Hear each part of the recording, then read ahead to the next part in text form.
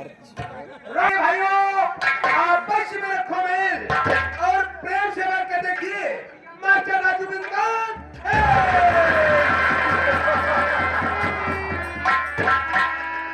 चली को राग कहते हैं, चली को राग कहते हैं, बुझी को राग कहते हैं। और जो जलकर कभी ना बुझे ना माई कसम उसे बाबू सिंघानिया सिंह शैतान कहते हैं। साथियों,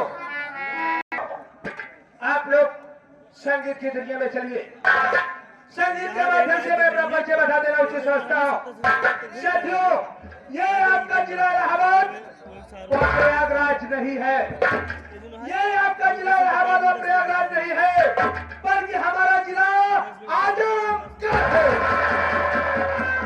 जिला आजमगढ़, जिला आजमगढ़ गांव पीरपुर का रहने वाला मेरा ही नाम बाबू सिंघानिया सिंह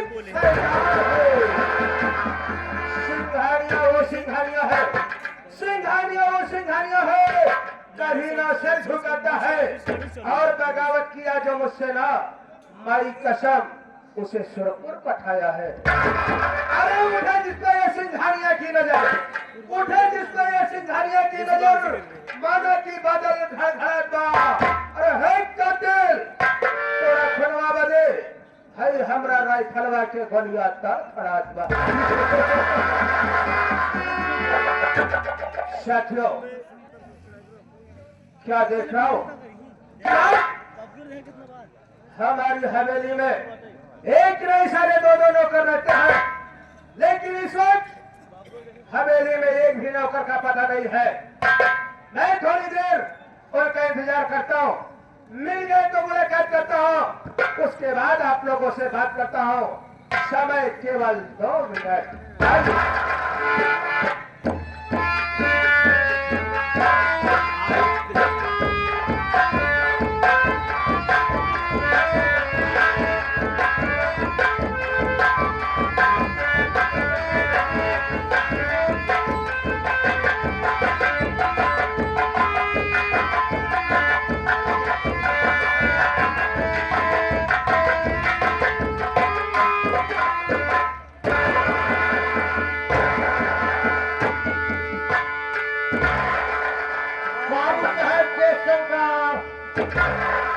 जय शंकर जय शंकर सीताराम।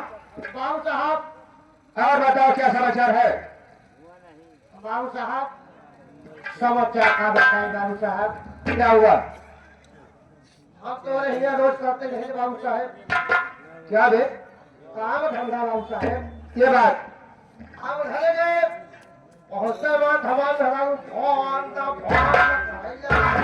क्या बे? किस लिए? भंग करेगा कि बताओ रोज बाबू साहब किए तो काम धंधा करत क्या? अका बाबू साहब को इतने बोलवाए अपने घर न करा सकते। क्या कहा बे? तेरी औरत तुझे देखकर भन्न भने नहीं बड़बड़ाने लगी। और क्या कहा कि बाबू साहब को बुला कर एक दिन करवाइए। क्या बे? बाबू साहेब क्या बताए? बाबू साहब तो यहाँ काम धंधा करते रहे थे, हमारे खेत मेहरारू जोताई के एकदम फिट करे रहा है। फिर क्या हुआ? जोताई के हेरवाई बाबू साहब फिट करे रहा है। कहे बाबू साहब को बुला लेते हैं खाली 1 घंटा, मात्र बाबू साहब 1 घंटा। 1 घंटा? 1 घंटा बाबू साहब आवे और वही मेरे पैर खाली गाड़ी। क्या कहा रे? बाबू साहब 1 घंटे के लिए आए, मेरे पर बैठ कर क्या दे?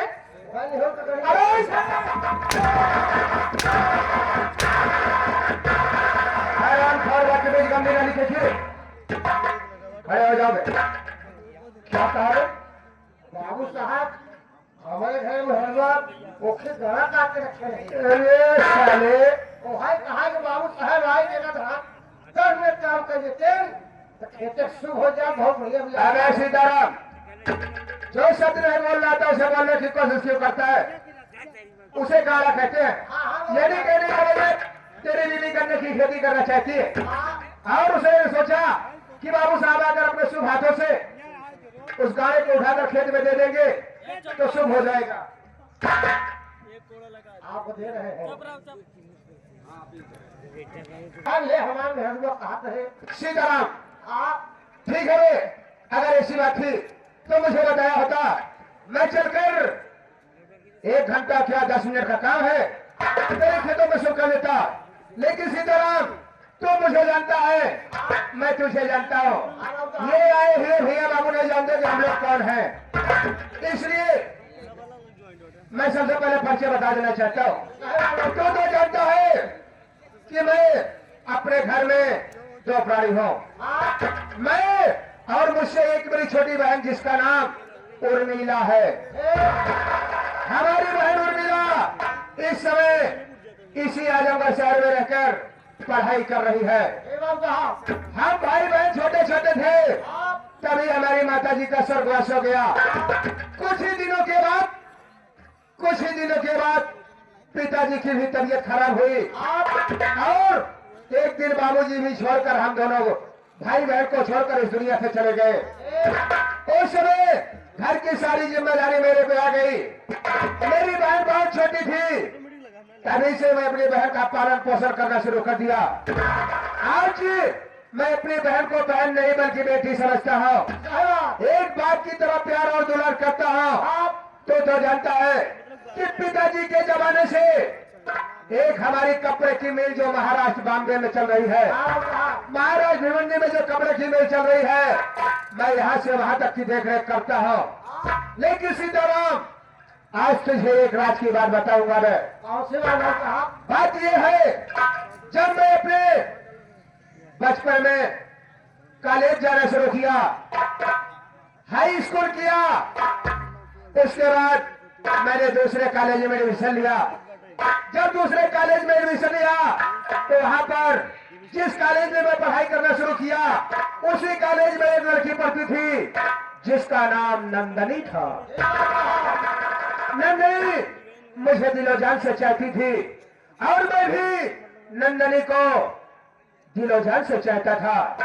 लेकिन प्यार का इजहार करने में एक दूसरे से हम दोनों डरते थे। एक दिन की बात, कॉलेज में लंच हुआ, मैं अपने नाश्ते का टिफिन डाल लेकर बागीचे में गया और एक पेड़ के नीचे बैठकर नाश्ता करना शुरू कर दिया। उसी समय नंदनी घूमते घूमते आई और हमारे बिल्कुल समीप बैठ गई। मैं नाश्ता करता रहा, नंदनी मुझे देखती रही। देखते ही देखते न जाने क्या उसके मन में आया, उसने मेरे हाथ को पकड़ लिया और कहा, Babu Singhania Singh, I love you.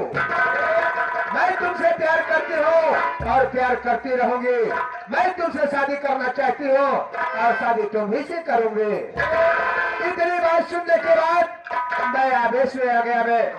मैंने अपने झूठे हाथ को उठाया और नंदनिया के सर पर रख दिया।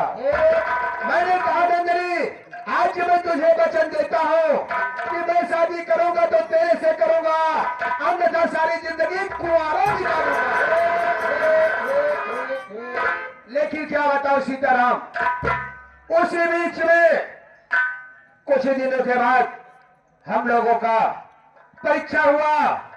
कॉलेज 1 महीने के लिए बंद हो गया। अचानक हमारे कपड़े के मिल में आग लग गई।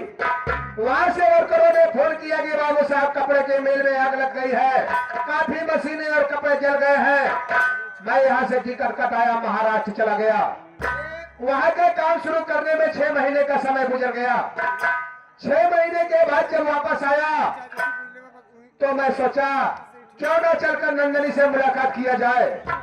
मैं अपने घर से सीधा नंदनी के घर पर पहुंच गया। वहां पर उसका पिता रमई किसान मिल गए। मैंने कहा, चाचा नमस्ते। उन्होंने कहा, बेटा खुश रहो। मैंने कहा, चाचा नंदनी कहाँ है? मैं नंदनी से मिलना चाहता हूँ। उस समय रमई काका ने क्या कहा जानते हो? उन्होंने कहा, ऐ सिंघानिया, जाओ वापस चला जाओ और नंदनी को भूल जाओ। मैंने कहा, क्यों चाचा जी?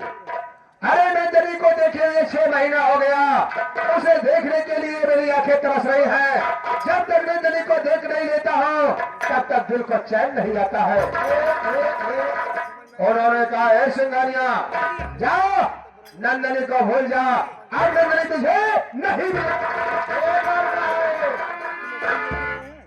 मैंने कहा, चाचा मजाक मत करो, साफ साफ बताओ नंदनी कहाँ है।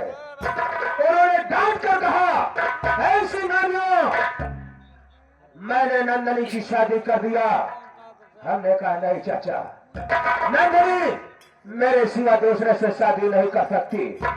उसने कहा, है अगर तुझे विश्वास नहीं है तो जाओ इसी चंदनपुर में देख, कल्लू के साथ मैंने नंदनिया की शादी कर दिया। इतनी बात सुनने के बाद मेरे सीने में आग लग गई। मैंने अपनी राइफल को उठाया और रमैया हरामजादे को गोली मार दिया। वो साला तत्काल उसी जगह पर गिरा और खत्म हो गया बे। और हमारे सीने में आग भभकने लगी। मैं सोचा कि वाह रे नंदनी वाह, साथ जीने मरने की कसमें खाने के बाद तूने शादी रचा लिया।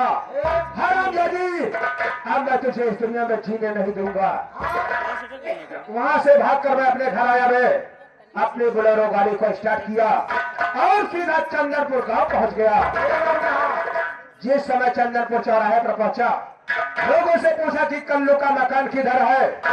लोगों ने बताया कि बाबूजी, ये जो खंजा जा रहा है सीधा कल्लू के दरवाजे पर जाएगा।